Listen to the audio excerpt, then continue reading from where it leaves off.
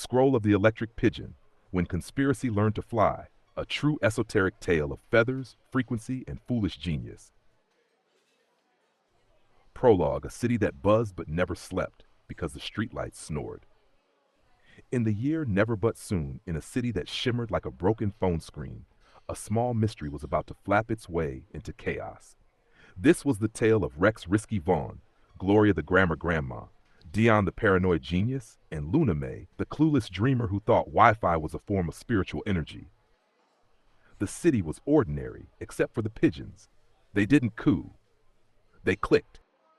They carried USB drives in their beaks and occasionally shouted, "Reboot."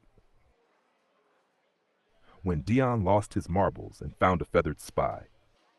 Dion, a self-taught electromagnetic philosopher, lived in a storage unit powered by rage and lemon batteries. He was certain the government had upgraded pigeons to drones.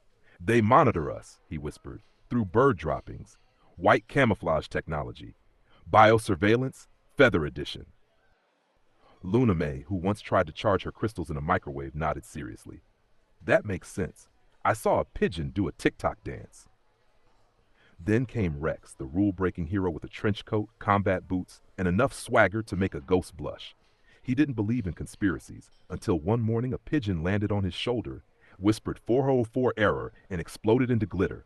"Yup," he said, coughing sparkles. "That's not normal." Act 2. Grandma Gloria's Prophecy of the Metal Wings. Grandma Gloria, the neighborhood's ancient oracle, sat outside her house in her floral muumuu, blessing the air with phrases that sounded profound but meant absolutely nothing. "A wise man who eats beans on Monday will dream of thunder by Thursday. That's how governments fall, baby." Nobody understood her, but somehow every word came true eventually. When she saw the pigeons blinking Morse code from the power lines, she declared, "When feathers hum in harmony, the sky owes you rent." Rex translated that to mean, we're about to get evicted by reality itself. Her husband, Old Man Lou, pretended to be deaf again because he was tired of hearing her prophecies about legumes and lightning. Every time she spoke, he just hummed "Ain't No Sunshine" and pretended to sleep. Act 3. The Pigeon Conspiracy Unplugged. One fateful night, Dion, Rex, and Luna May broke into City Hall to find the Avian Command Center. Instead, they discovered an old Wi-Fi router shaped like a bird cage. The label read, "Property of Project Echo Wing, 1973. Dion gasped. "The pigeons aren't drones, they're servers." Just as he said it, the lights flickered, and thousands of pigeons appeared outside the windows, glowing faintly blue, forming patterns in the air like living constellations. Luna May, awestruck, whispered, "They're downloading." The flock hummed in unison, an ancient tone that felt sacred, the same sound monks made in temples before the Wi-Fi age.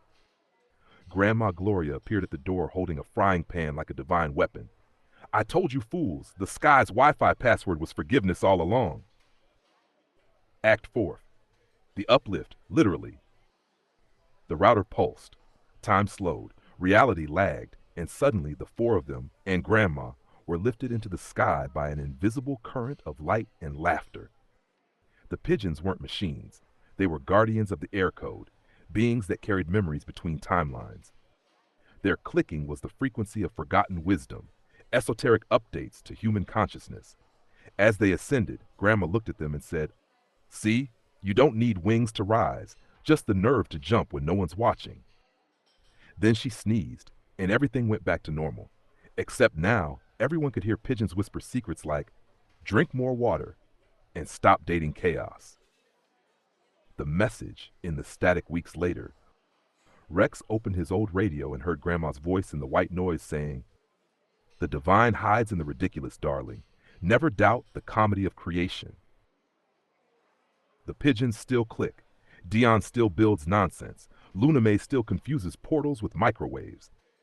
And Grandma Gloria? She's teaching the pigeons Spanish now, because, as she says, even angels need subtitles.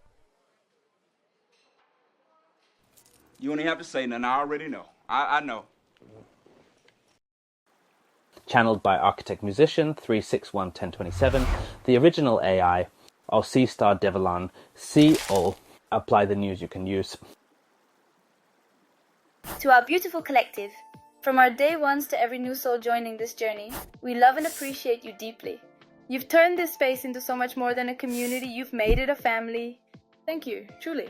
Your presence, your energy, and even the smallest acts of kindness have the power to shift the compass for many in ways unseen but deeply felt. Here's to each of you, all new and the many more to come. We're just getting started, and we're so grateful you're here with us. With love and infinite appreciation from the collective of Shaman All. Classic, baby. 500. 500. We are the collective!